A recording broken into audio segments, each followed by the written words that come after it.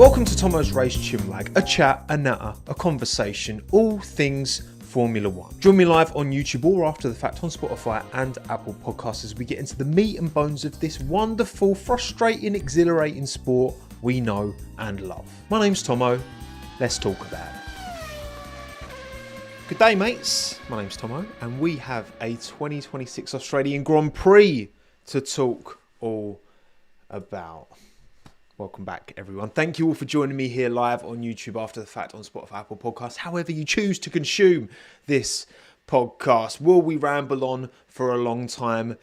I mean, I'm going to try and keep this concise, try and keep this short and sweet, but we have got a lot to go into. Thank you all for joining me on YouTube. Isaac, John, Mr. Frenzy, Jeremy, Anders, It's Jerome Odds, Tom Out, BNTRN, G Beak, Gilsh, Ragav. You've got some weird and wonderful names, you lot in YouTube. And let's talk about it, shall we? Let's get into the meat and bones of the Australian Grand Prix and the pertinent question, which I think is on many people's lips right now. Have these new regulations ruined Formula One? Ruined what was, pretty decent regulations set by the end of last year. Qualifying was... I was deep in the trenches yesterday. After yesterday's stream, I was not happy with the super clipping, what we could see on track. But I tell you what, the race was very exciting. Now, was it exciting because these rules are great for racing, or was it exciting because there's so many unknowns? Everyone is kind of working out as they go along, and it created an entertaining Grand Prix. Jury's out on that one. First of all, can we please get in the YouTube live chat your ideas for race rating, please? Thank you very much. Please let me know what you think, okay? Let me know what you think. Race rating out of 10. Give me some numbers. Got 7s, 6s, 7s, 8, 7s, 8, 6, 7, and the rest. 10 out of 10. Wolf Jockey was very impressed with that one. Well, for me, honestly, and again, it's easy to just, hate out of principle, because there are many things I don't like about these rules. However, this race, this Grand Prix, for me, it delivered. I'm giving it an 8. I really enjoyed it. I'm glad I woke up for it. That first lap was biblical. It was so interesting. It was so exciting watching everyone going at it. Lindblad making absolute moves through the field. It was dicey. It was fun. It was exciting. And actually, I'd say throughout the race, there was, even towards the end, obviously the Ferraris didn't find the pace to catch the Mercedes in the end, right? That's not how it played out. But the intrigue, the interest was there around a track that typically in the dry isn't particularly interesting. Now, at Bude, you're the first person that I've seen anyway to put in the live chat artificial racing. And that word has been thrown around a lot by drivers, by fans. And we will get into that. But as an entertaining product, right, to get up in the morning and watch, I loved it. I had a great time, all right? Far from perfect, of course, but there were a lot of overtakes going on, artificial or not. I enjoyed what I saw. I'm certainly much happier now after the Sunday race than I was after Saturday qualifying, for sure, because that super clipping is a massive issue for qualifying. And I felt like we didn't see quite as many onboards. And when we did see onboards, they tended to cut them before they started clipping, which is very clever. I mean, look, I've said it before, I say it again, what the drivers enjoy isn't of massive importance to me as a fan. To be fair, like, they're living the dream and they're racing F1 cars, and they might not be exactly to their liking, but they will have to deal with it, and they will race what they are given, and they will win with what they are given. And the teams and drivers who succeed will not have a problem with it. The teams and drivers who do not succeed will. At the end of the day, it's one of them where we as fans have to kind of try our best to push what we think racing should be, to put pressure on the FIA and Formula One. Look, we are the hardcore fan base, and ultimately we don't account for... We account for a minority of the overall. But also, when you've got drivers speaking out as well, that amps up the pressure, that amps up the journalistic pressure, the fan pressure to make changes. because there are many things I think great about these regulations, and there are many things very, very wrong, and definitely things do need to be addressed. However, again, this Grand Prix in isolation, 8 out of 10, easy. I had a great time. I loved it. I loved it. Maybe it was a bit artificial. For me, actually, more of it was a product of the teams and drivers not fully understanding these rules, and that creating overtaking opportunities, that creating this ability to go back and forward and people messing up. You know, many drivers said they forgot to deploy when they had to, because they're in that race, that actual race intensity, that pressure where everything is so new, they're going to make mistakes. And that isn't artificial. That's just a lack of understanding. That's almost like a skill issue from a lot of the drivers. Once everyone gets on top of these rules, that's where I think we're going to see a real test as to how good or bad these rules actually are for the sport, you know? Brammy, you say, I don't see how this is more artificial than it already was. Feels less artificial, really. I mean, look, DRS, you know, has long been labelled as an artificial aid for racing. At the end of the day, you have to look back at the past, at the glory days of F1, and you look at the gaps, you look at the field spreads, you look at the retirement rates, and the rose-tinted spectacles certainly come out. At the end of the day, open-wheel racing cars need assistance because they create so much dirty air because of their open-wheel nature. If we want less dirty air and we want prioritise racing at all costs, then we cover the wheels up and we make cars that create very, very minimal dirty air and can bump. But then surely other categories tick that box. You know, Formula One is open wheel, and all the time it's open wheel, there will have to be these kinds of aids to allow cars to overtake because of the dirty air problem, right? That's just the way it is. Would you rather see overtaking and some artificial stuff sprinkled in, be that DRS in the previous set of regulations and, well, since 2011, whenever it was brought in, and or would you like to see none of these artificial things, but the car's just sitting in trains? And you can say, oh, well, we need to simplify the aero and all that stuff. But then if you're super simplifying the aerodynamics, then you're not getting any room for innovation and these teams to develop and build the cars, which is a massive part of Formula One, if you ask me. So it will always be a compromise, right?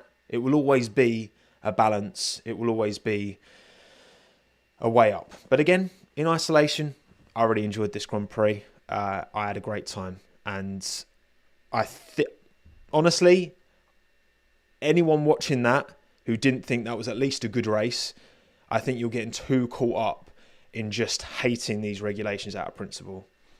Sorry, but you can't tell me that wasn't an entertaining race, because it just was. It just was. It just was, and I won't hear anything otherwise. Right, qualifying result briefly. Let's reflect on how things went yesterday. Of course, Mercedes 1-2. Max crashed out of quali, rear locking up. Certainly due to the harvesting on the rears just not working with the car and spitting him into the wall. Sainz and Stroll didn't even participate in qualifying. Hadjar, of course, unreal. He's now the best Red Bull Racing debut in quali was Ricciardo P2 in Australia many years ago, 2014, wasn't it? Yeah, of course it was. Hadjar is now joint second with Sebastian Vettel for best Red Bull Racing first qualifying session ever. So huge from Isaac on Saturday. And yeah, both Racing Bulls as well in the top 10. Got to be said, you know, Max would have definitely made it into the top 10. And there would have been all four Red Bull 4 Power cars in Q3, which would have been huge. But of course, it wasn't to be for Max. And also Audi. Shout out Audi, Bortoletto, Hulkenberg, doing the bits and getting into the top 11. And yes, the qualifying head-to-heads, this is how it sits as of current. But this isn't really important right now. This will become more important and tell us more as the season goes on. I'm still on the fence as to whether I should include the Lawson-Lindblad head-to-head. In fact, I might do a poll for this quickly, because I want to try and keep this as representative as possible. Shall I keep this head-to-head for Lawson and Lindblad? Because it doesn't feel representative, and I do believe Lindblad had some kind of issues with with deployment on his push lap. Yes or no, basically. That's the.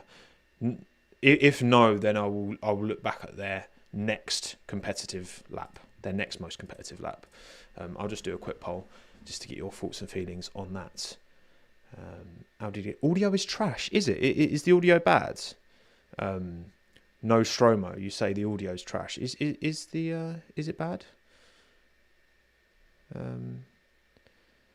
Although you're junk race, not pure speed racing. Interesting.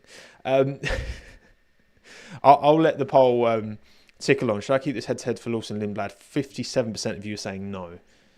I'm gonna listen to the people on this front. Okay, I'm gonna listen to the people. So then to the race, of course. Mercedes 1-2, Russell, Antonelli, Leclerc, Hamilton, Ferrari 3-4, Lando Norris P5, Max Verstappen P6, Ollie Behrman. Big points on the board for Ollie. P7, Lindblad P8. Superb quali. Great execution in the race as well from Arvid. 9, Bortoletto. And 10, Pierre Gasly gets a point, which I did not see coming after Saturday qualifying at all. We got many retirements. We had 16 race finishers. Of course, both Aston Martins didn't make the end. Bottas, Hadjar, Piastri, who we'll get into, Oscar. And of course, Nico Hulkenberg didn't even start the race either, but for technical difficulties instead of Oscar putting it in the wall.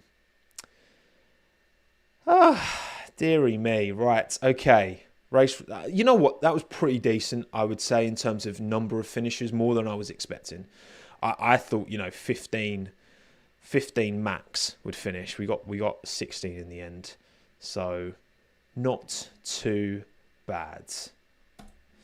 So the Drivers' Championship, this is how it looks after 1 of 24 rounds. Of course, the order is the same.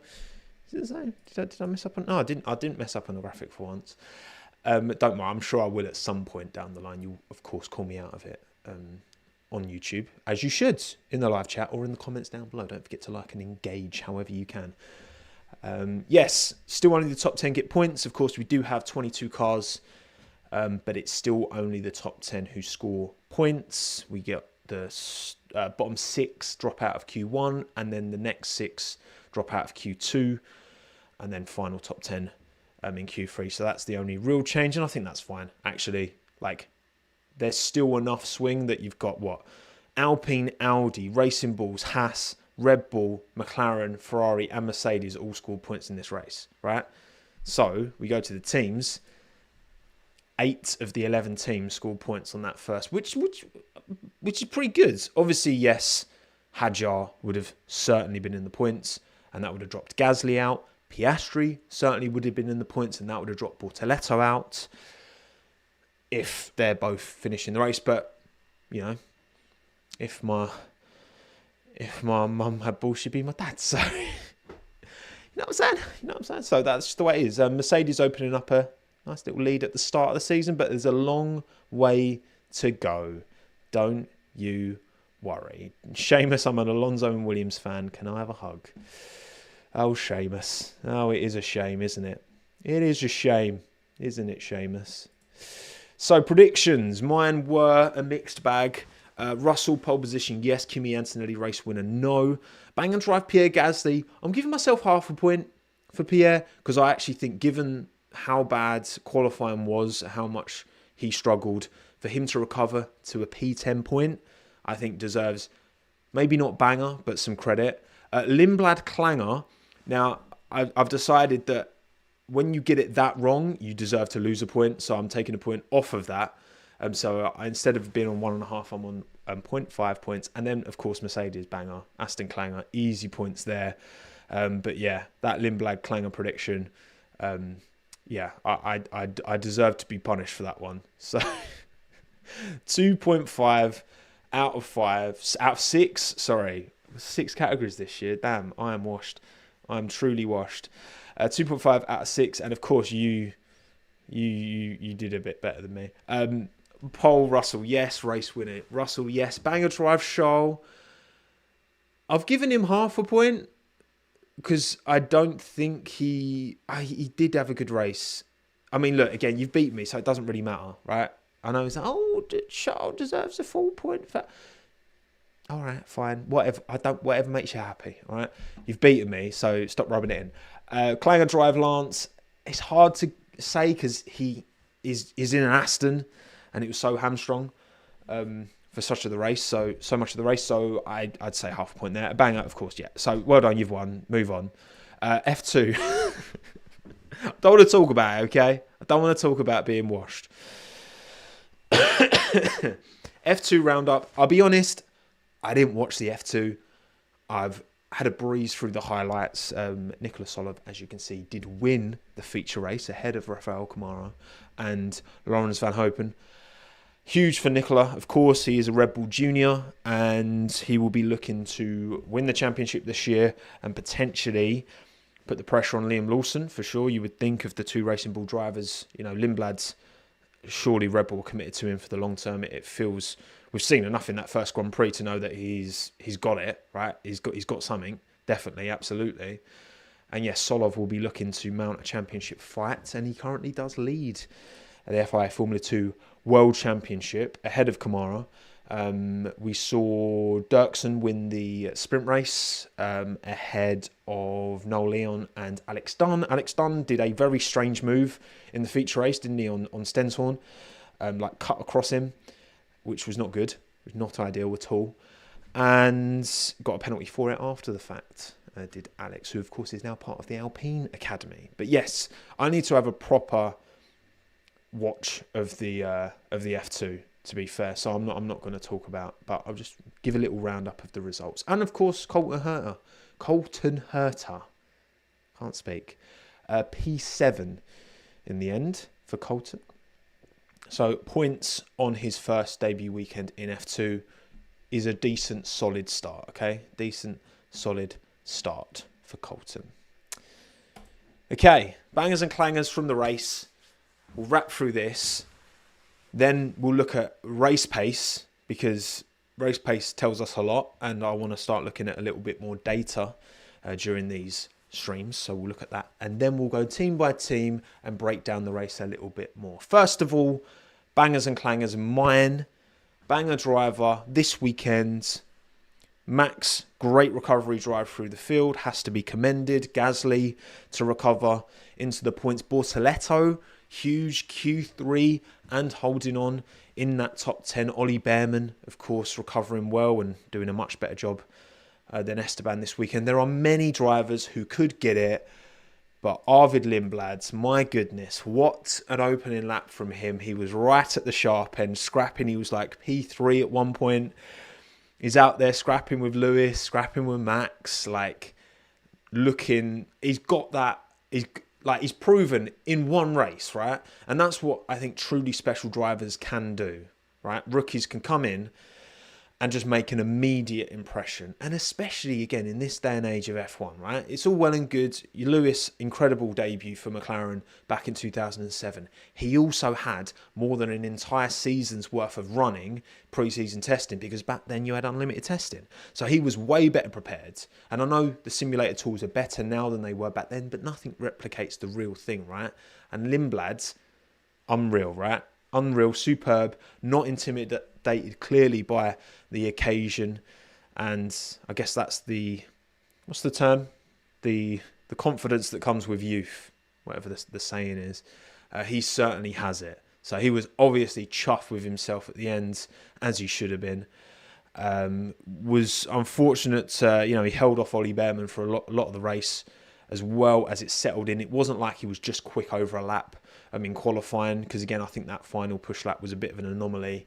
And actually, 60% of you are saying I should keep the head-to-head for Lawson and Lindblad. That's interesting. Well, I'm going to keep that poll going as we tick along. But yeah, I think the kids clearly got it. There's something there. We've seen enough in the first Grand Prix of the season to know, right, there is building blocks there to create a very, very special driver for sure. And I think Red Bull have done well promoting him, putting him in the position he is. Youthful exuberance. What happened to Lawson? We will get into that Liam, yeah, it was not a good day in the office for him, and we'll come back to that. I think a lot of times throughout this season, especially this first half, how much of it is drivers not understanding what they need to do and therefore skill issue versus the car being unpredictable, because these cars are clearly very unpredictable, which is a problem. You want the racing to be unpredictable, but you don't want the cars to be unpredictable to drive, because that's where you have accidents. But anyway, we'll get into that as we go. So my banger driver this weekend has to be, of course, I mean, it's no question really, it's definitely Arvid Lindblad. But what about you? 766 of you voted. I did post the poll much later than I wanted to, so I do apologise if you missed the poll. That's my fault, especially any Australians. You've probably missed it because you were a kip because I was too late to post it. I do apologise, but 766 is still a decent sample size, and your banger driver from the 2026 Australian Grand Prix is, of course, Arvid Lindblad. 39% of the vote. 21% Max Verstappen. Again, superb recovery. Couldn't get Lando in the end, but you felt like he kind of maximised what he would have been able to do. Obviously, he was never going to be able to catch the Ferraris and the Mercedes out front, but did a very, very good job.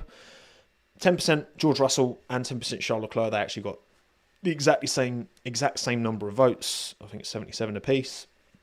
I put George Russell ahead of Leclerc because he actually won the race. But yeah, George and Charles gave us some quality racing, some great entertainment. Artificial, I think it's too early to say whether that was pure artificialness or just drivers, again, not fully understanding what's underneath them in a racing situation. They've done a lot of testing, of course they have, but racing wheel to wheel, where you've got to manage that can only be really achieved during a Grand Prix. So, bosh, there you go. Banger driver, Arvid Lindblad. We both agree. Clanger driver, for me it's Oscar. For you it's Oscar. 56% of the votes. 24% Liam Lawson. 5% Franco Colapinto. 4% Esteban Ocon. So again, the Piastri incident, from listening to Zach Brown, listening to Oscar post-race as well, I mean, the way Oscar described it, I literally wrote this down. He described it as a combination of bad factors. And, you know, he got 100 kilowatt of extra power at a point he didn't expect it. And again, I'll keep coming back to this during this live stream, this podcast, that unpredictability in the cars themselves is a problem. That's what leads to crashes. And a lot of the drivers speaking out after this race have complained, not just drivers fighting at the front, drivers at the rear, and we'll talk about this as we go, have complained of unpredictability, and Oscar was caught out by it at his home Grand Prix as well. It is gutting. It is actually gutting for him. But when I woke up, he'd already had the crash. So I set my alarm like a quarter of an hour before the race started. Woke up, and then it was like, yeah, Oscar Piastri crashed, and I was like, what? Excuse me? So yeah, fuming for Oscar. Would have been great to see him. You know, he did seem to be he'd had more practice mileage this weekend than Lando. Lando had had more issues with his car, but Oscar did seem to be the stronger of the two, I would say, so far this weekend at his home Grand Prix. But the Aussie curse strikes again. You know, the Australians just can't have a good race in their own backyard. And thank you, Gladiator Knight, for the super chat earlier. What do we have to do to break the Australian curse? I really thought I was going to witness an Aussie podium this time. So devastated. Ouch. Not good. Not good at all. Not good in the slightest. Poor old Oscar. And to all you Aussie fans who turned up as well. You didn't even get to see your boy race. It's just not fair, is it? Also, the live poll, we're going to close it now. 63% of you have said I should keep the Lawson and Lindblad head-to-head, and so I'm going to. That's also helpful for me because then I don't have to mess about with the graphics. So there you go. Sorry, Arvid, but Arvid's clearly rapid, so those kind of anomalies will work themselves out, I'm sure, over the course of the year. But yeah, how much of that incident was on Oscar? How much of that was on the car reacting in an unpredictable way that you can't reasonably have expected him to catch? And again, we say this with Max, you know, I mean, his qualifying incident. We say about this with, even I remember Lance in Bahrain testing. He had one of them where the rear axle locked. Yeah, if the cars are reacting in an unpredictable way and he's not even going at race speed and it spits him into the wall, yeah, it looks sloppy. It's hard to make a judgment as to how much of that is Oscar's fault versus the car's fault. But it is what it is. Right, Clanger drivers done. Banger team Mercedes, of course, and for you as well, 83% of the votes. I mean, of course, obviously, 1-2 comfortable, quickest engine, quickest package overall. Ferrari 8%, which I think Ferrari, you know, they held themselves well in the Grand Prix, in the actual race itself. So they can be satisfied. Both Charles and Lewis sounded more positive than anything else after the race. 5% Audi, of course. Nico Hülkenberg not making the race is a bit of an L, but Bortoleto, Audi's first Grand Prix in F1 to get points is pretty huge, and I think that eclipses Hülkenberg's issue, because I've said this, right? Have I underrated Audi's performance? Absolutely. But I do also think they will struggle with reliability more than the teams around them, right? Honda will be the same with Aston Martin because they don't have all these cars to run mileage on, right? I think that might catch them out over the course of the season. And of course, Racing Bulls get 2% of the vote. Arvid Lindblad delivering him a car that he can deliver points on debut. Pretty damn good. Right. And then finally, Clanger team. I've gone Williams because I'm deeply hurt. I'm deeply disappointed. They were the next slowest car after the kind of Cadillac Aston Martins, who obviously Cadillac are a brand new team, so of course they're going to be slow, and Aston Martin are just in shambles. Williams shouldn't be in shambles. They've been working on these. I'm genuinely annoyed because you know how much of a fan I am of Alex Albon, and I think he held himself so well against Carlos Sainz last year. I think he'll hold himself very well against Carlos Sainz this year.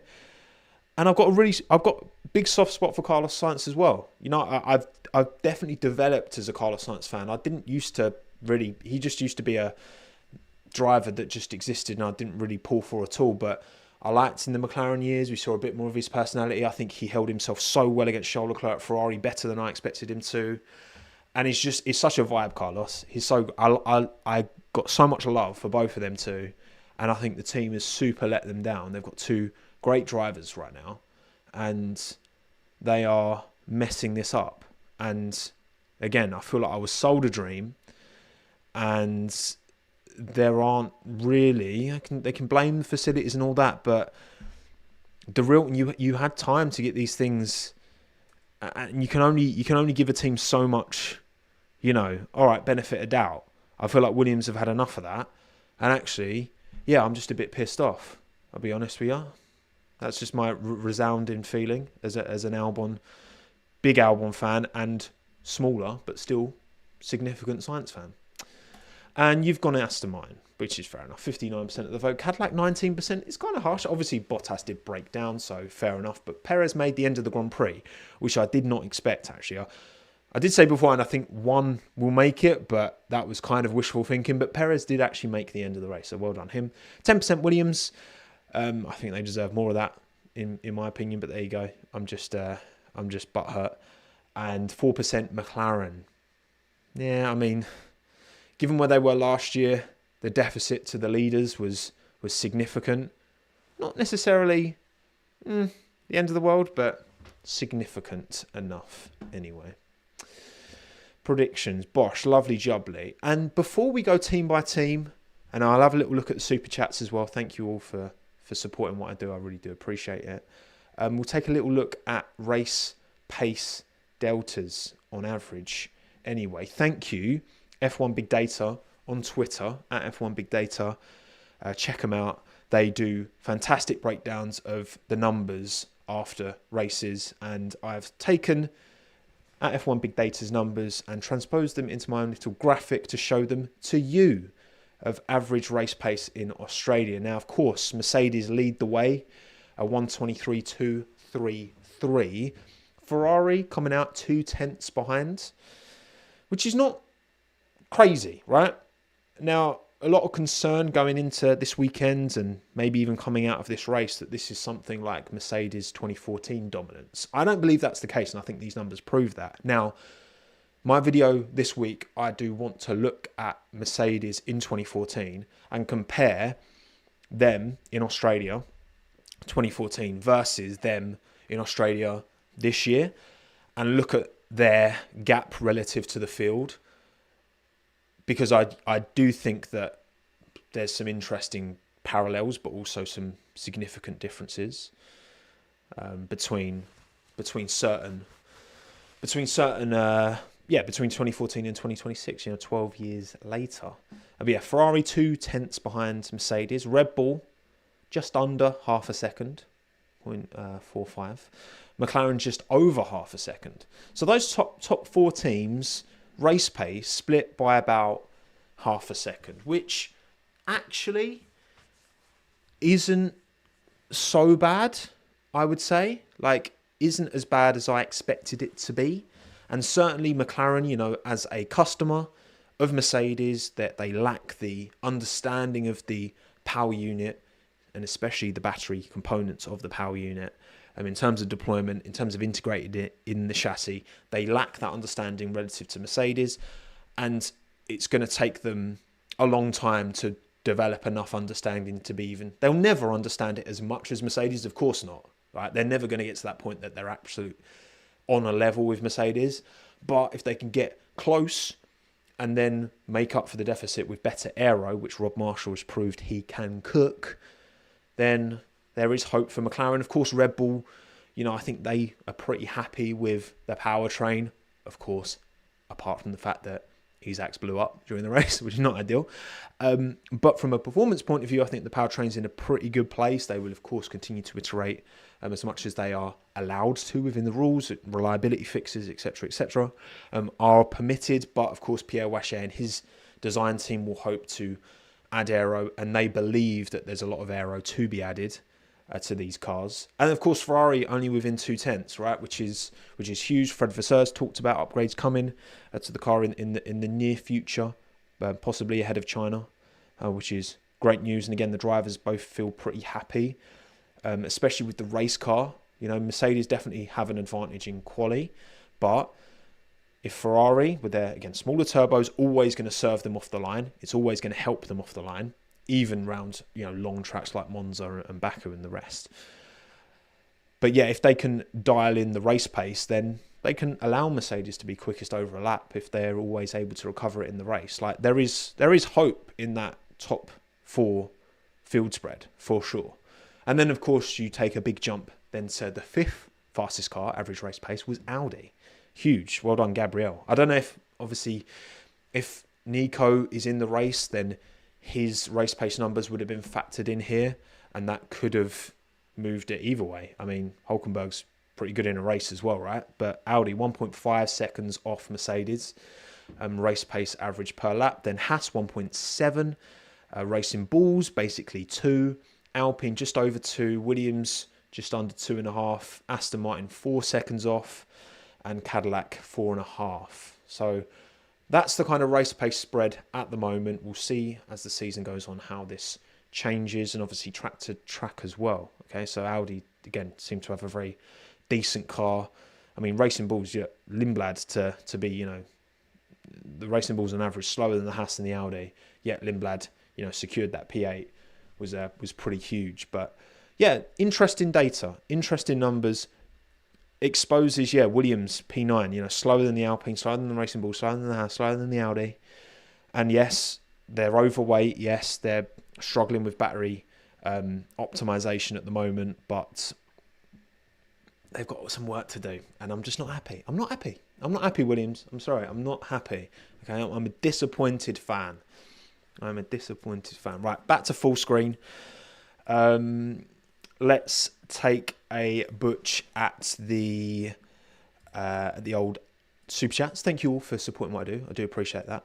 Thank you, Daniel. Enjoyed this one a lot. Tomo, can I ask a favour? My work tools, I'm a sole trader, were nicked from you. Oh, mate.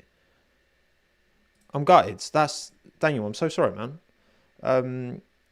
As a fellow sole trader, you do not get much support for that kind of stuff, do you? Do you? I you've got some kind of insurance. That's actually reminded me. I need to sort out like security and stuff for this outhouse because yeah, that's something that can absolutely happen. Daniel, mate, I'm really sorry. Gutted for you. But yeah, I mean, I don't know what to say to that, to be honest, man. But yeah, life can be that way sometimes. There's just some absolute scumbags in the world. Thank you, Jamie. Been a while since I sent a super, but put it towards your house renovation on Vincent's treats. The best option would be put it towards a ticket to Melbourne for you and Han next year. Cheers. I mean, I'd love to make that happen. Would love to come to Australia next year. Genuinely, I've got family out there as well who I definitely want to see sooner rather than later. So I'd love to get to Australia next year. You never know, Jamie. Maybe. Daniel, 1 a.m. here in New Zealand. I have to get up for work in a couple of hours. Could you do Ferrari as the first team? Of course, Daniel. It's the least I can do, mate. No, man. Gutted. Like, that's so rubbish, man. That's so... People are just absolute twats, honestly. But yes, we'll do Ferrari first. Don't you worry, Daniel. And Spark, thank you as well for the super chat. I actually gave my banger driver to Stroll. Yeah, fair enough. Why wouldn't you? You know, why wouldn't you? Right, okay, let's go team by team. And of course, Daniel, we will start with Ferrari. Don't you worry. All teams, where are you, Ferrari? Mercedes were the first to appear on screen, but we're going to start by talking about the Scuderia. Pretty satisfied, both of them. Like Lewis, post-race, that was like the most positive, happy version of Lewis Hamilton I've seen for a very long time, far too long, which is great, right? He was quick. At times, he looked like the quickest car on track. He was slowly reeling in Charles at the end, wasn't he? He had a 3-lap tyre delta on those tyres at the end. So, yeah, like, he can be very satisfied with how his day went. He had a good start. He kind of got a little bit caught out trying to go around the outside, but was very racy. Did a double overtake on Hajar and Lindblad, wasn't it? Which was really nice. The cut back was sweet. He actually banged wheels with Lindblad, so it was a bit dicey, but got the job done. And Lewis has said, he backs the Ferrari chassis. He thinks that car is as quick as the Mercedes through the corners. It's just a power deficit. And yeah, he will obviously be using his profile and his voice to put pressure on the FIA to be like, look, if there is something going on with the Mercedes, blah, blah, blah, whatever. However you feel about that, it's in his best interest to try and pressure the FIA to nerf the Mercedes somewhat. Of course it is. Like, you can't begrudge these drivers for doing that. Whether or not it's the right or wrong thing to be doing, whatever. But yeah, he feels like in a very good place. And yeah, Charles post-race, was happy with the race pace versus the quali pace anyway. He was much more disappointed after Saturday. Although in the race, he wasn't overly happy with his pace. He said the car felt strange and that he couldn't get it into the right kind of window. Which, yeah, he'll get it there. He'll get it there, I'm sure. Charles was far too good to not get it where it needs to be. Which, yeah, I mean, look, I want to believe, I really do. Like, I know it's Ferrari, but I'm trying to like look at this team and like cover up the name. Forget the name at the top. Just think of this as a team in red, okay, without the historical, the historic bottling. Let's be honest. Just take it for what it is, and it's like they've got two unbelievable drivers, right? Lewis is still able to deliver pace. There's no doubt about that. You could argue over a lap, maybe he's lost a little bit of an edge, and I would say that. But in a race, I don't think he has at all.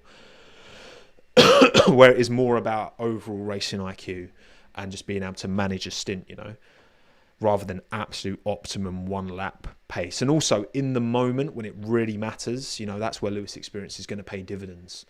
And Charles, I rate Charles so highly. The chassis seems to be there. Again, Fred's talked about upgrades.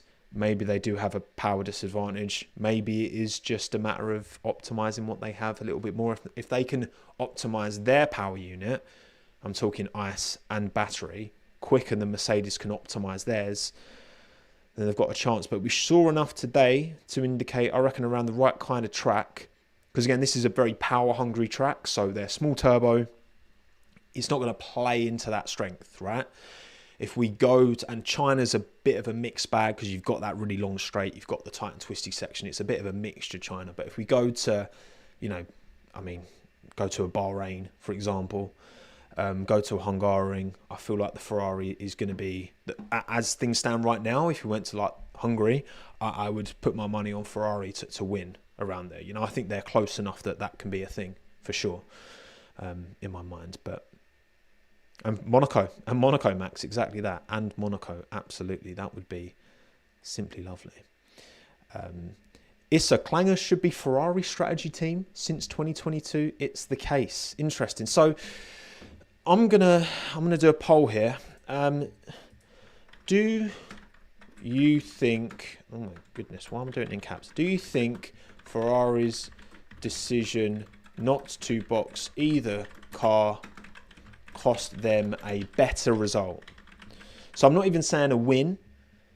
I'm saying like if they'd have either pit both cars under one of the VSCs or split the strategy or just done something different, do you think they could have at least beat Kimi to P2 with one of the cars?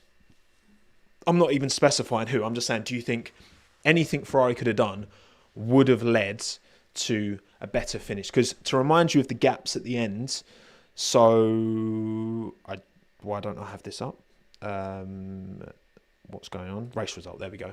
Sorry, the F1 website's not doing what it should be. Right, so Kimi Antonelli finished 3 seconds behind George Russell, which is great effort, by the way. I mean, definitely Mercedes could just manage at the end, right? They didn't need to push it.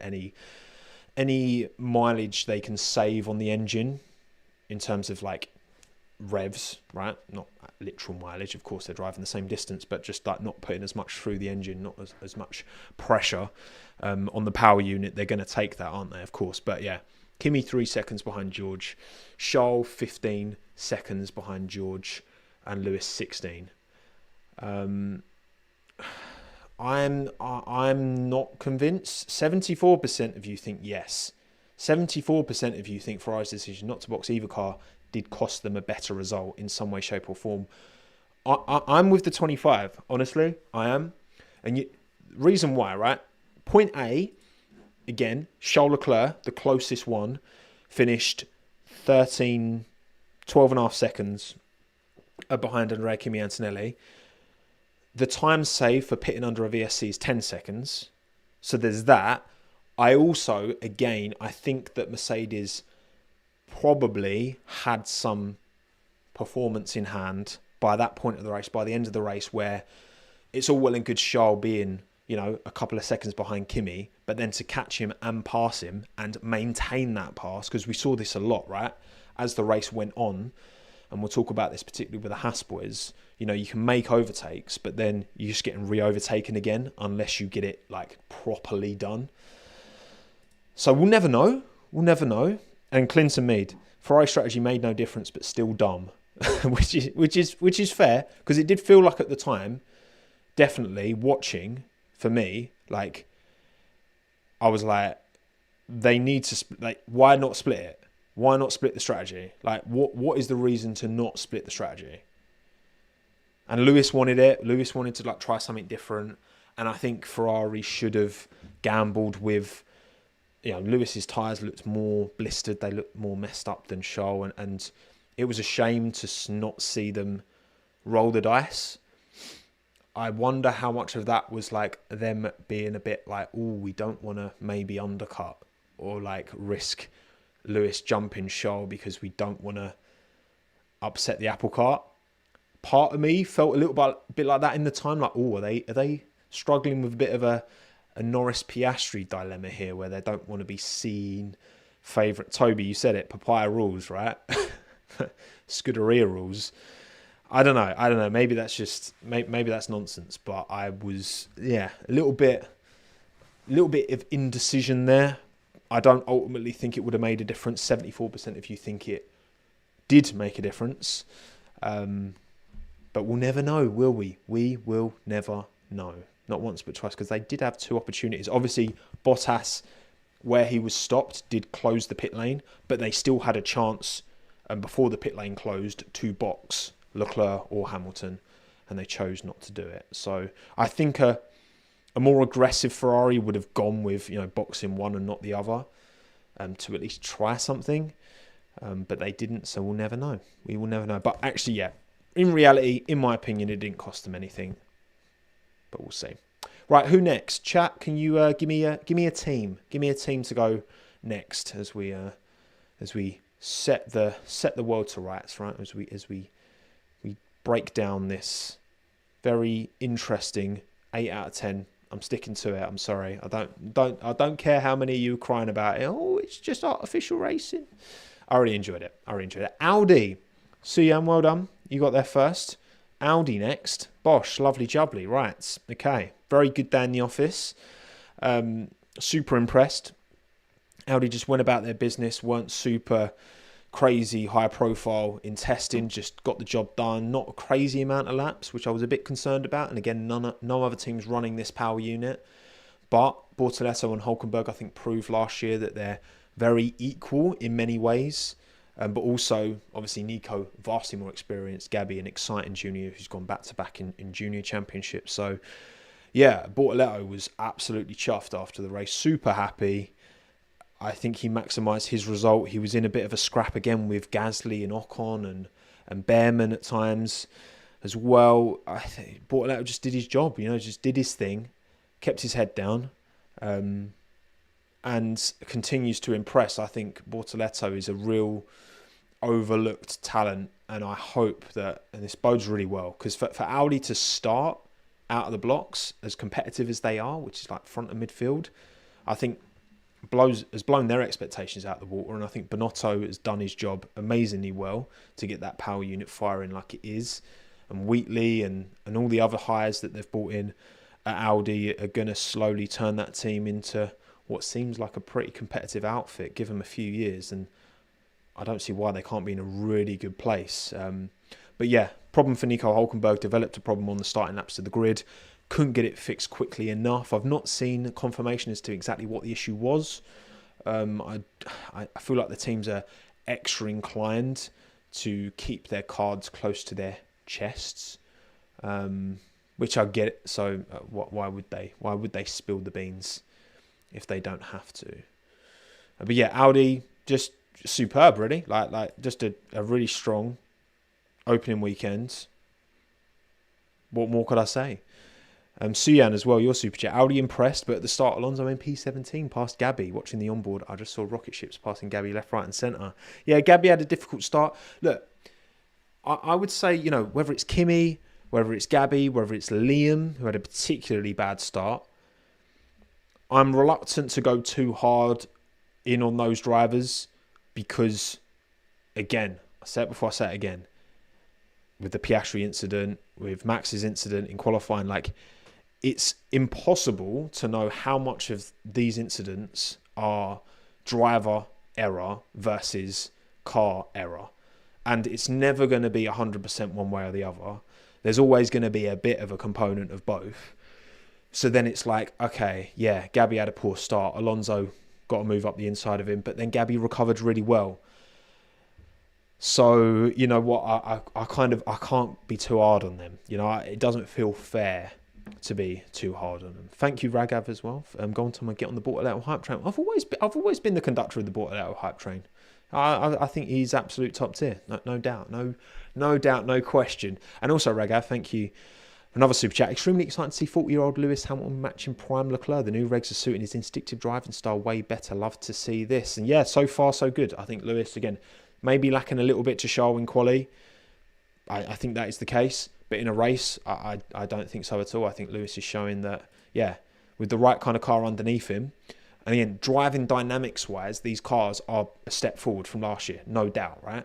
It's the power unit that is the bugbear. It's the thing that's getting in the way of these cars being. You take last year's engines and put them in this year's chassis, simply lovely, but it's not the case. So there you go. Right, next team, please. Next team, can we in the live chat? Who should we talk about next? We've talked about Ferrari. We've talked about Audi. Grey Diesel. We will talk about Red Bull. Thank you for getting in first. Grey Diesel, Red Bull, Ford. What a mixed bag. What a mixed bag. I'll tell you what, actually, I've already talked about Red Bull at length because Talking Bull is back this season. I'm doing Talking Bull again this season. So keep an eye on the Oracle Red Bull Racing YouTube channel and other podcast platforms for a little race recap that I did early this morning, talking all about Red Bull's race. And yeah, obviously the weekend was certainly a mixed bag. Obviously Max's crash in quali, not ideal. It's not something you see very often. Again, without that, it would have been, assuming obviously Max gets to Q3, it would have been 4 Red Bull Ford powered cars in Q3 out of 10, which is huge for the team. And yeah, I mean, obviously Max did what he needed to do on the hard tyre, slower cars around him, made his way through, picked his way through, plenty of nice overtakes, but also, he had a power advantage, of course, to the cars around him, but did what he had to do, recovered as quickly as he could, but struggled a lot with graining. He said after the race, he felt like they should have, in hindsight, had 2 sets of mediums, but they had 2 hard, so he had to go hard, medium, hard again. For the 2 stints that he did. So it wasn't ideal, struggling a lot again with graining and not being able to get through that graining. Graining is one thing that, all cars struggle with to an extent, but it's how quickly you can get through that graining phase and get back to the lovely sticky rubber underneath. So yeah, you saw the way Max was catching Lando and you felt like, oh, hang on, he's got a chance here. But this is what I'm saying about the Ferraris, right? Even if Ferrari had boxed under VSC and, gained that 10-second delta, it's one thing for them to catch Antonelli, who was obviously the second Mercedes, but actually, would it have been the same? Would they have just got close, but then as the race had settled in a bit, would the dirty air of Antonelli, in the same way that the dirty air of Norris kind of inhibited progress and from behind? Because if Max is not able to do it, get close to Lando and pass him, then I don't see either Ferrari doing the same to Antonelli, in my opinion. But again, we will never know. We will never know. So yeah, great recovery drive from Max. Of course, Isaac has to take a lot from this weekend. He was struggling with the car from the start. I mean, the initial getaway from Hadjar was fantastic. And then that second phase, the car bogged down. He was struggling with battery. He said the engine sounded weird from the very start. So he felt like there was a problem coming at some point. And of course it did on whatever lap it was, where the power unit just went bang and made a very nasty sound. And yeah, that sounds like it's going to be a pretty expensive repair job, because again, when there's fire as well, that can destroy other components. That car's going to need to be, well, obviously we're China next weekend, didn't we? So they're going to have to do a quick post-mortem on it, find out what needs to be repaired, what needs to be sent from Milton Keynes to Shanghai.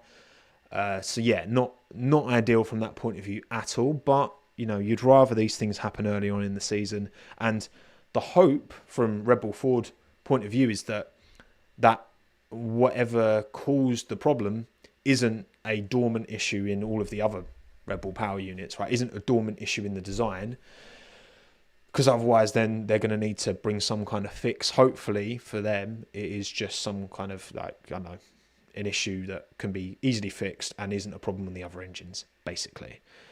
But yeah, I mean, look, I think qualify P3 on debut for Red Bull is huge. We never saw anything as competitive as that from, well, Checo at times, but not Gasly or Albon or Lawson or Tsunoda. So far, so good. Hadjar's attitude, he seems very switched on. He seems very, very similar to Max in a lot of ways as well. Very no BS. will not will not give you sound bites for the sake of it. If you go and watch on the F1 YouTube channel all of the interviews post race with the drivers, like Isaac just keeps it very short and very sweet. But I think he's quality. I think he's top tier. I think he is top tier, and I think he's gonna, not gonna be. He's going to be way closer to Max than any of his other teammates over recent years. I've even less doubt about that after this weekend so far. But yeah, so far, I would say above expectation. At least for me, I wasn't expecting the Red Bull powertrain to be this competitive, and Pierre Wache and his design team know what they're doing. So yeah, so far so good. Next team, Rui, you got straight in with VCARB. You knew I was about to move on, so well done. Racing Bulls Ford. Let's talk about VCARB next. Obviously Liam bogging down massively off the start, almost got taken out by Colapinto, like proper sketchy. Liam said himself post-race that, he felt like he had a good getaway, but then the power just dropped. So again, it's like, was it Liam messing up, or was it the car being, I'll say it again, unpredictable, right? If you do the same thing 10, 20 times in an F1 car off of a start, if you match those inputs 1-to-1, which is, okay, maybe not humanly possible to obviously match 1-to-1 exactly, but you should expect the same results. And if that is not happening, then that is an issue, and it does seem to be an issue affecting multiple cars, just general unpredictability. Had a bit of a ding-dong with Checo. I do think he was a bit... I do think he was entitled to feel a bit miffed when Checo pushed him off, because Liam was like as far alongside as I think you need to be entitled space. But again, I'm not going to get bogged down in these rules and, how far alongside you need to be in front. Like, just to me as a racing fan across many generations and many types of racing, right? For me, if you're that far along the outside, which is always a risk, right? But if you're that far along the outside, you are entitled space, and Checo didn't give it to him. But whatever, like he didn't get punished, and the stewards very much just kind of took a day off basically. They didn't punish anyone for anything. I hope that then leads to better racing if they just trust the drivers a bit more. But I can understand why Liam was a bit annoyed. I do kind of understand that. Then Liam was like, there was a few quotes from him after the race being like, we still not got over what happened 2 years ago, whatever. And then like Checo after was just like, I was just having fun, He's in a much quicker car than me, so I've got to try and race him hard, which I also completely understand as well. You can't just, Checo's in a Cadillac that, you look at the race pace, and let me get the race pace graphic up again. The Cadillac is 4.5 seconds off the pace. It's like 2.5 seconds a lap slower than the Racing Bulls, which is 2 seconds off the pace. So, like, of course, Checo isn't just going to wave him past. So, I get it. I understand it. All right, I do get it. Okay, that kind of makes sense. But yeah, Liam, kind of a race to forget, and of course, Lindblad having such an impressive rookie performance as well immediately does put a little bit of pressure and eyeballs on Liam Lawson. As much as, both cars made Q3, Lindblad just made a hell of an impression, didn't he? Like, what an impression to make on your debut. You can't really ask much more from him than that.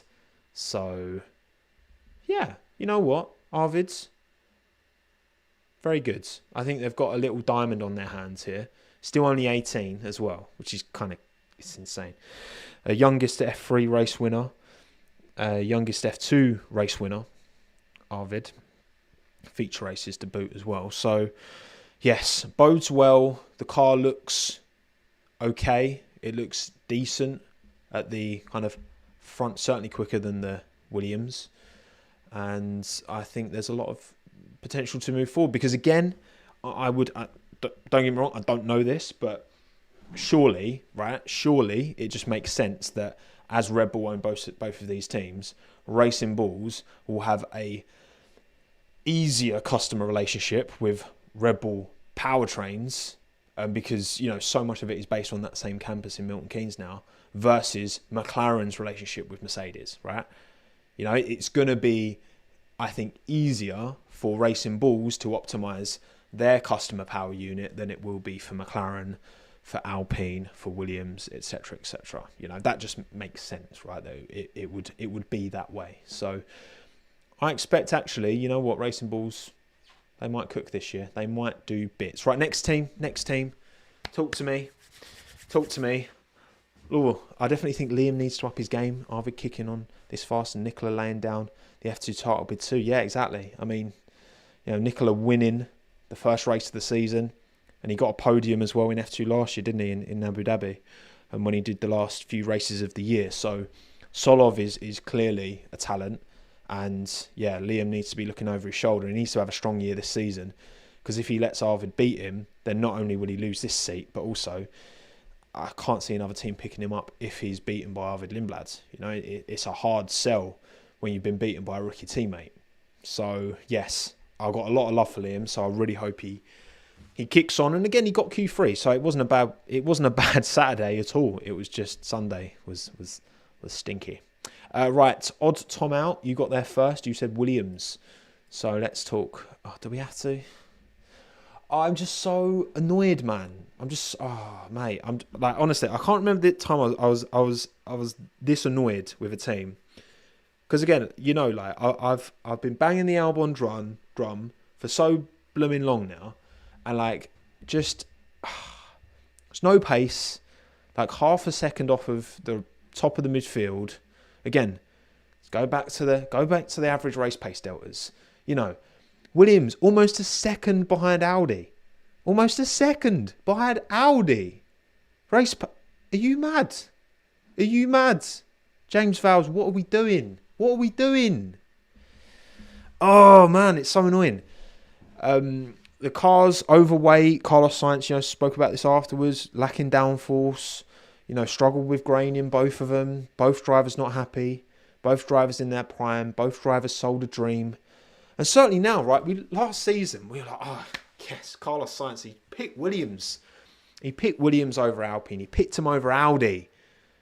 What a massive W. Great choice from Carlos. We go into 26 now. And look, the hope is that once Williams catch up, right, because they were clearly behind, hence why they didn't make Barcelona at all. Once they catch up, there is performance in this car that can be exploited quite quickly, right? Get weight off it. Relatively easier than adding downforce, but it does seem like they need to do that as well, which is not ideal. And then they can be in a somewhat decent position, maybe relative to Audi. Maybe Audi's lighter already. Maybe they've got more downforce already, but then there's more potential upside with a Mercedes power unit versus the Audi power unit, etc., etc. We'll see how it plays out. It's too early to, again, fully lose your head, but I'm kind of close. So Williams head loss, truly. But yeah, look, all Mercedes customers struggling quite a bit. Epinacino, that's a terrible way. Epinacion. I don't know how. I'm sorry. I'm so sorry. Your point is valid. All the Mercedes customers do seem to be a bit behind, but you'd hope they'd find it as the season goes on, right? You'd hope so.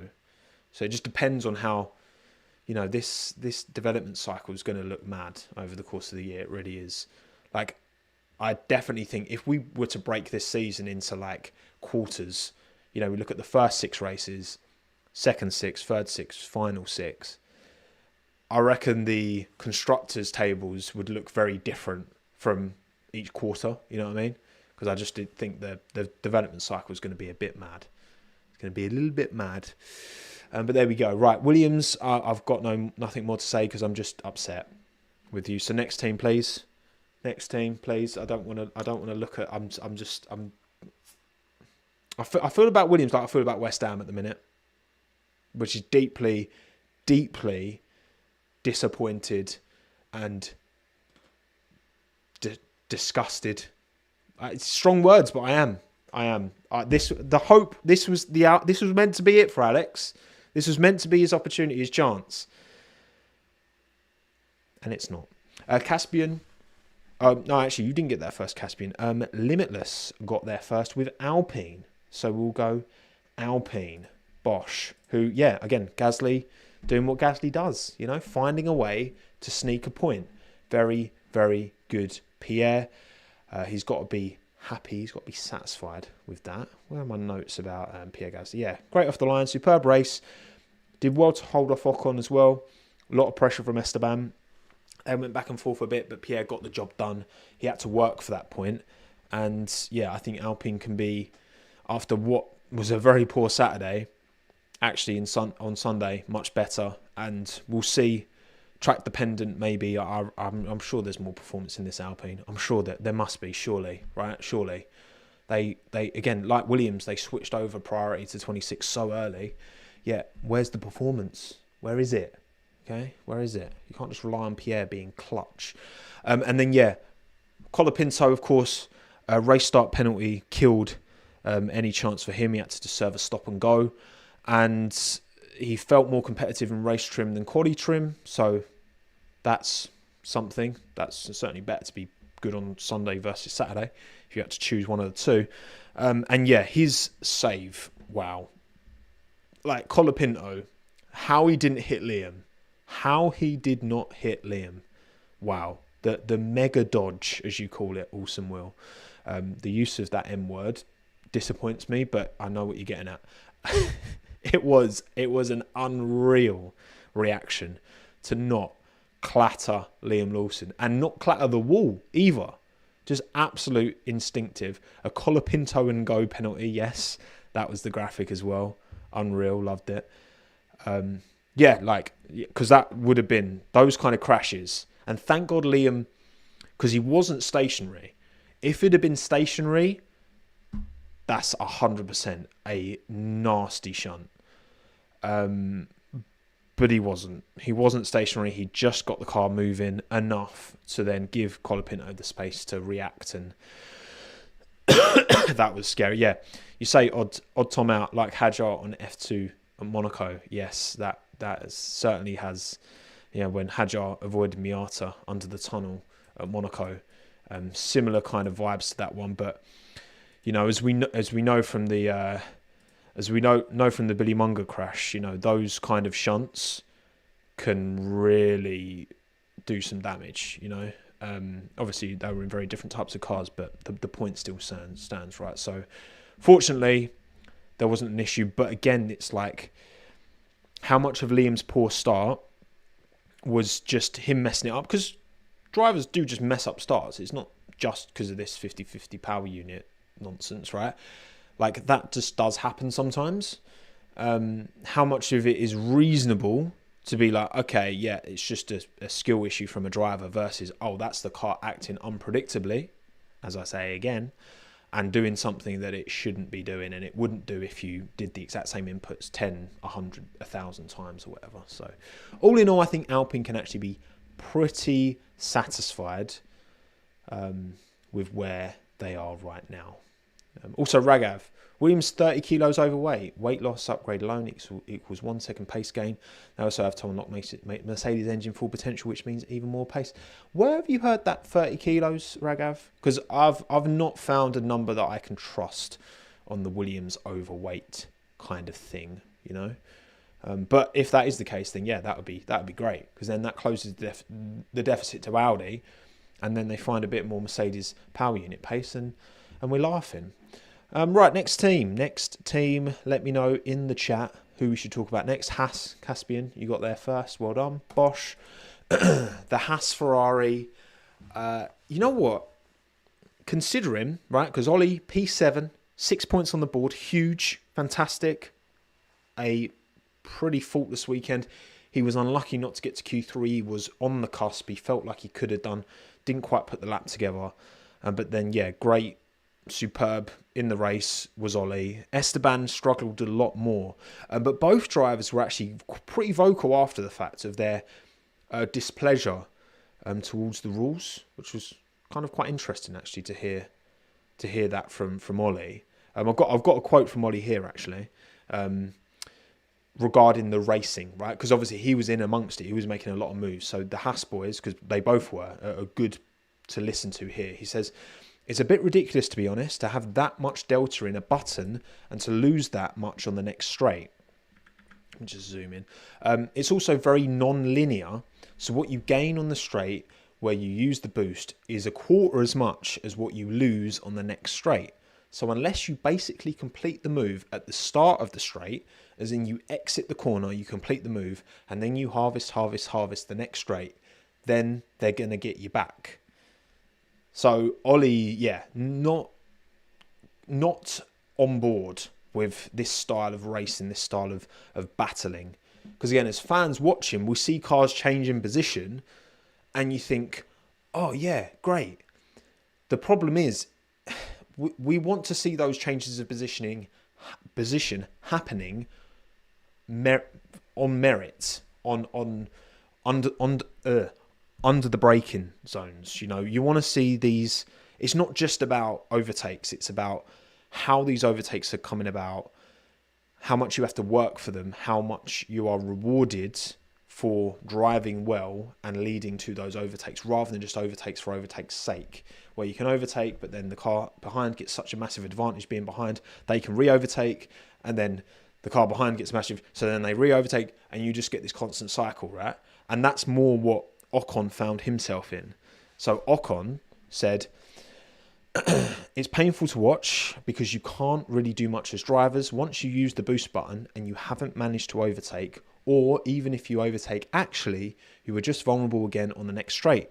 The other guy is going to overtake you again, which happened with Pierre like 3 times, happened with Gabby as well when I was fighting him 2 times. I just overtook and got overtaken again. So again, it's really hard, like how much of this is just because there were plenty of drivers who could get moves done and keep them done, right? Make them stick. And other drivers struggle with that a lot more. Again, is that a fundamental issue with the rules, with the regulations, with this whole boost overtake mode, active aero? Or is it just a bit of a skill issue with the driver? You know? At this point, it's really hard to say. Like, it's basically impossible to say. But also, Esteban, he struggled with pace in this race. And actually, a quote he put out concerned me a bit. He said, flashback of last year, we don't seem to have the same cars, me and Ollie. He was saying basically Ollie had a bit more... Well, one of them had a bit more oversteer. One had a bit more understeer, essentially. But for him, on the first race of the season, to kind of put that out there and essentially criticise the team and say you're not giving us the same car. Because, you know, if this is coming up in the data where with the same inputs the cars are reacting differently, then fair play.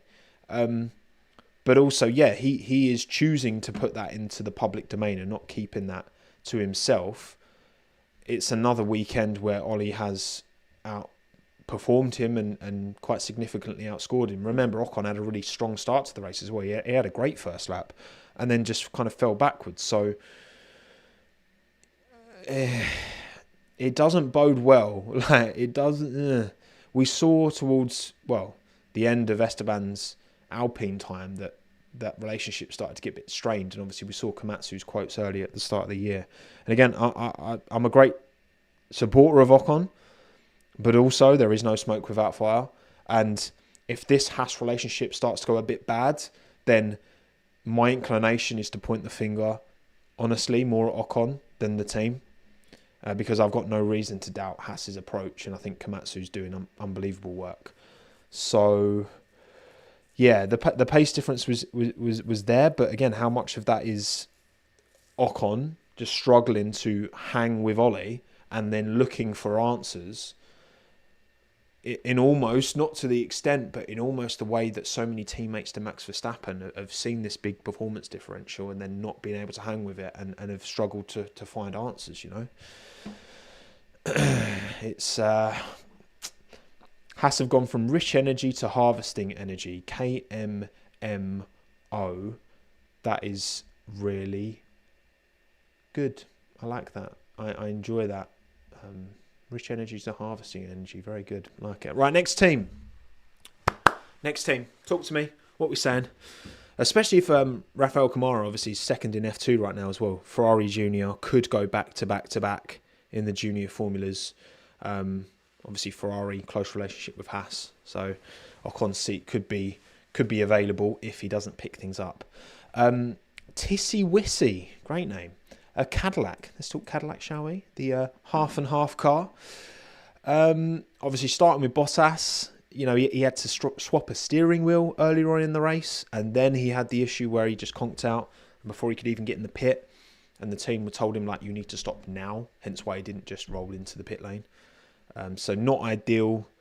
Obviously, good to see Valtteri back out, but that Cadillac, again, will go back to the race pace. They're there with Aston Martin. Aston Martin, once they sort out the Honda problems, like, they will be in the midfield.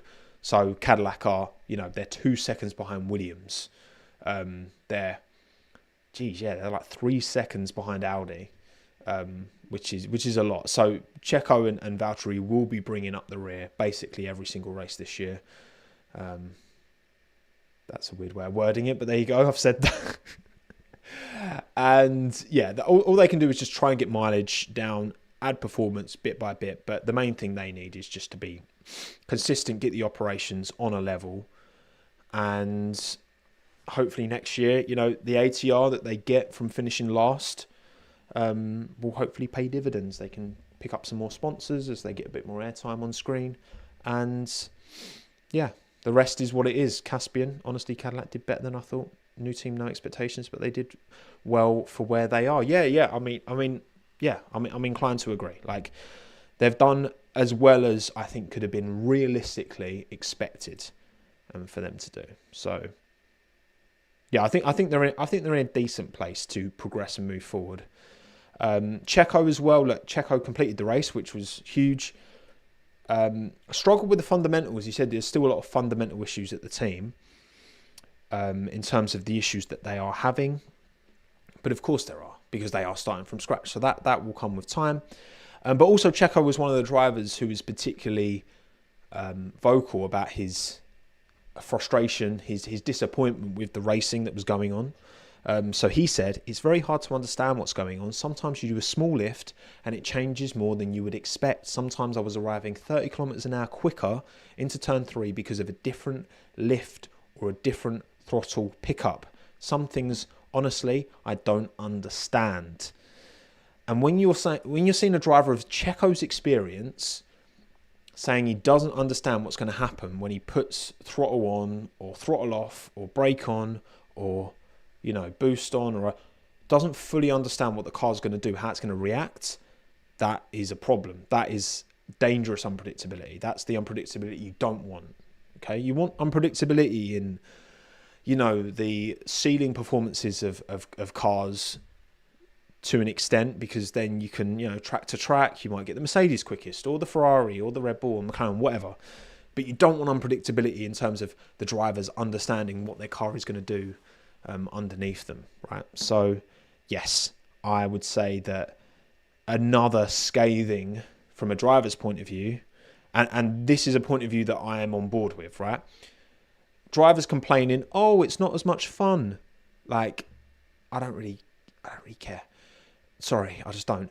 But drivers complaining about the cars being fundamentally unpredictable to drive, that I do care about, because that will lead to issues. That will lead to problems. And as you say, Stephen, I mean, it's literally the first race. If the drivers are still saying this by the summer break, then that's an issue. And that is, that is a valid point as well. Baby bathwater, all of that. But yeah, all in all, Cadillac, they are where they are. They're doing what they're doing. So far, so okay. Decent. Right, next team. Don't really have too much more to say on Cadillac, because what else is there to say? I did see the Colapinto save. It was superb. Aston Martin. Tom Call. Very good. Aston Martin next. It was a test session. That's essentially what it became. This is what Lance said post-race. So the most that they could have hoped for really was to get decent mileage on both cars, and they didn't complete the race. But again, that wasn't the expectation anyway. Lance ended up like 15 laps back, so he wasn't classified as a finisher in the race. But again, it was just a matter of maximising track time and not really worrying about where they finished. Fernando had a great start. He had a lot of fun at the start. Again, that move on Bortoleto up the inside. Yeah, like that was racy. That was a sign of something being there. But then, of course, the alarm started in the car. He had to park it. Then he came back out. Then he parked it again. So, yeah, I mean, they got the data that they could.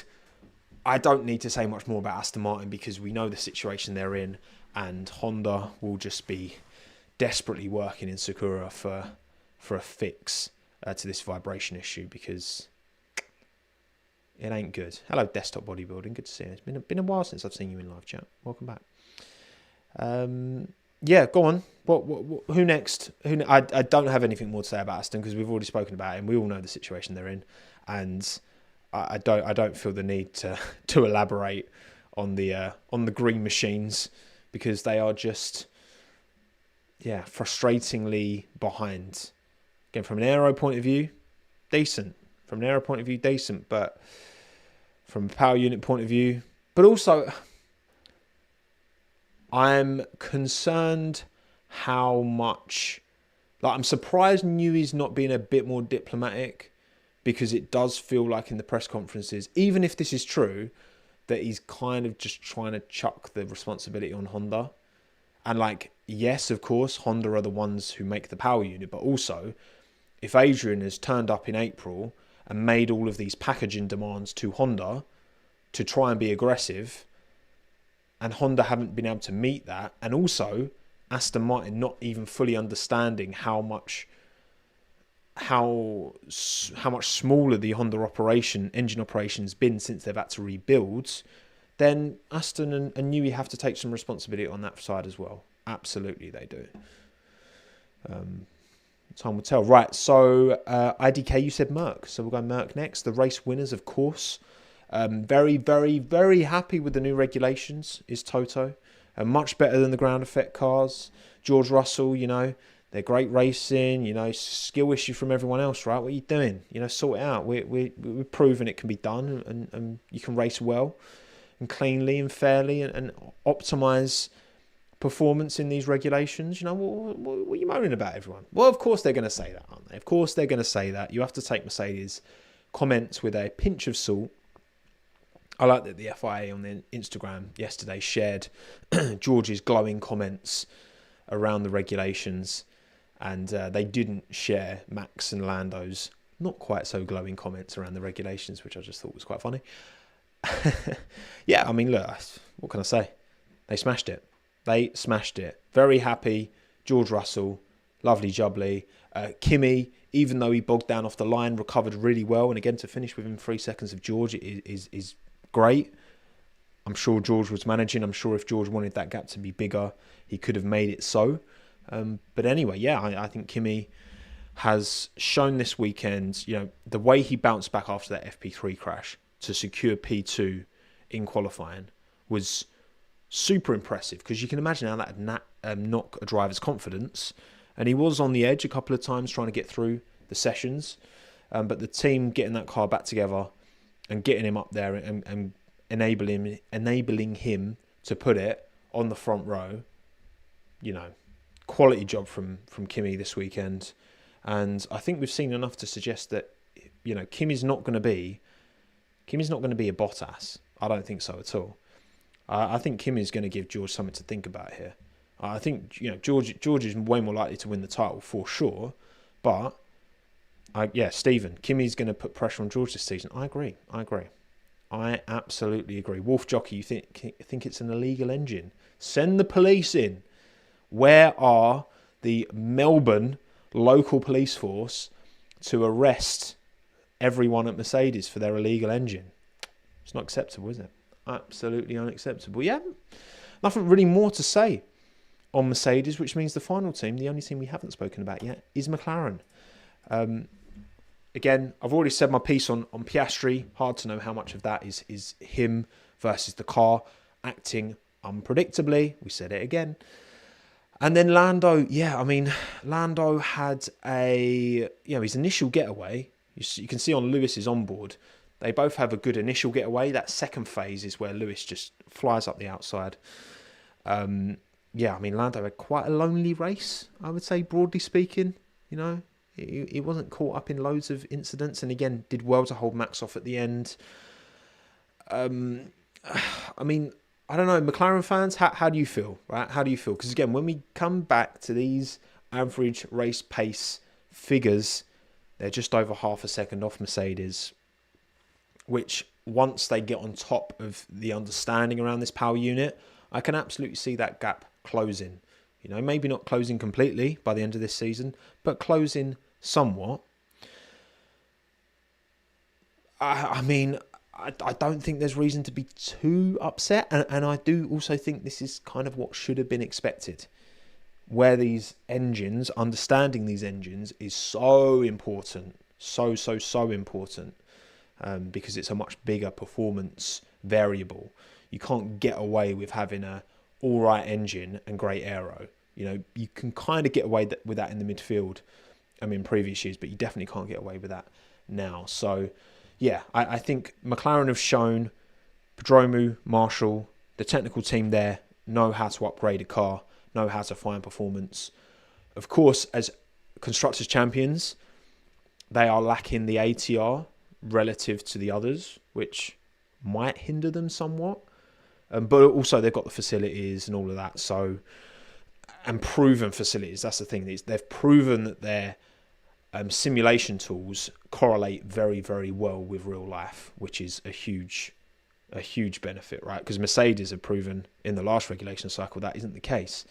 However, obviously now they've come out the gate swinging, but how much of that is just them absolutely nailing the power unit, and maybe from an aero point of view, Ferrari and Red Bull, McLaren overtake Mercedes, because maybe that's not Mercedes' strength still, and they're just relying on this power unit advantage at the start of the season.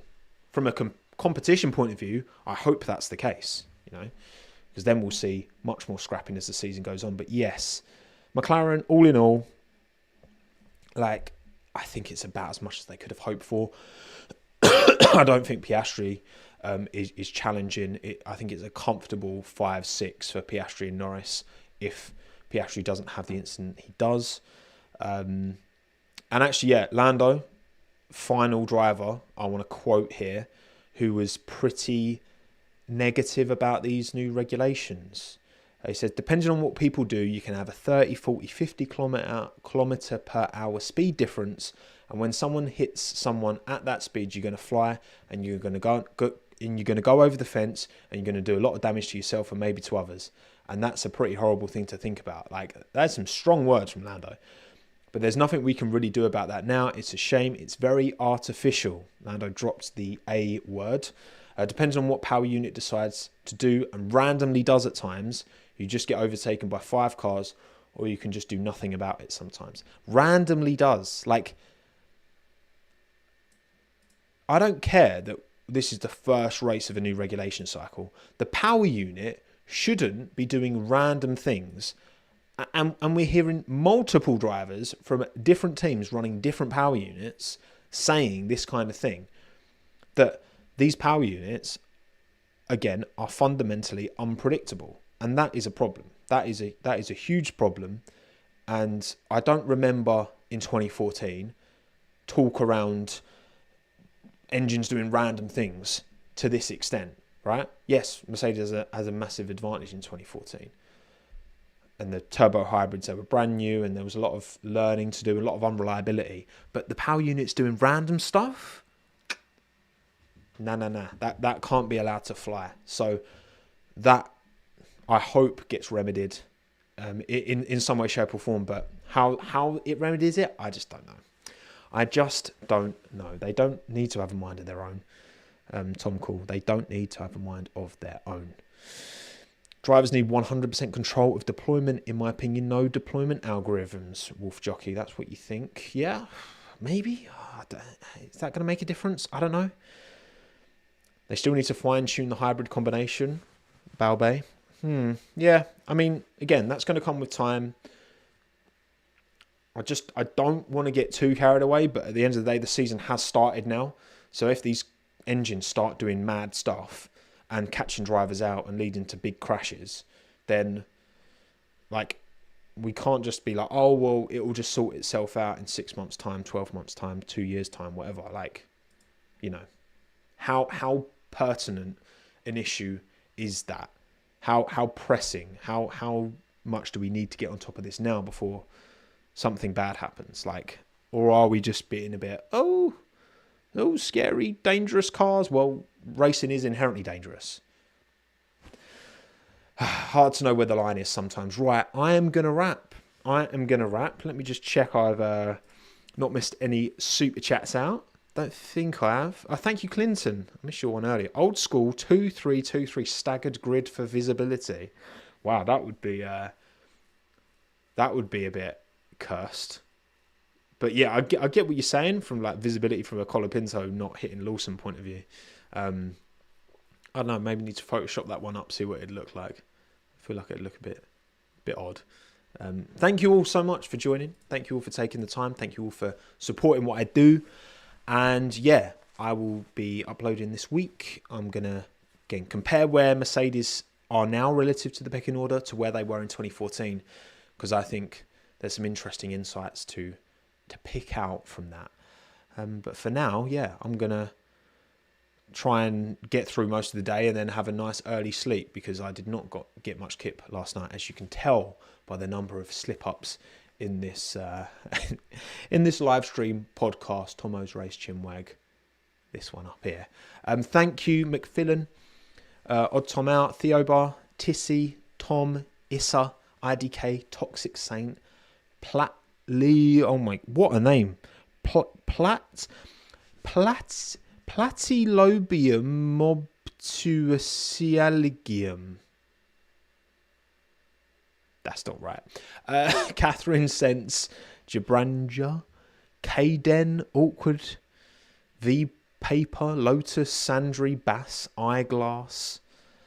No Minton, I'm afraid. He's still staying at my mum's at the minute while the house renovation goes on. This is not an environment for sausage dogs, I'm afraid. But don't you worry, when he's back here, he'll be on stream. We'll get him involved, all right? We'll get him involved. Nostromo, Logino, My Name is Dan, Awesome Will, Crully, Lou, and the rest of you. Pleasure as always. My name's Tomo. Thanks again. Have a good one. Ta-da.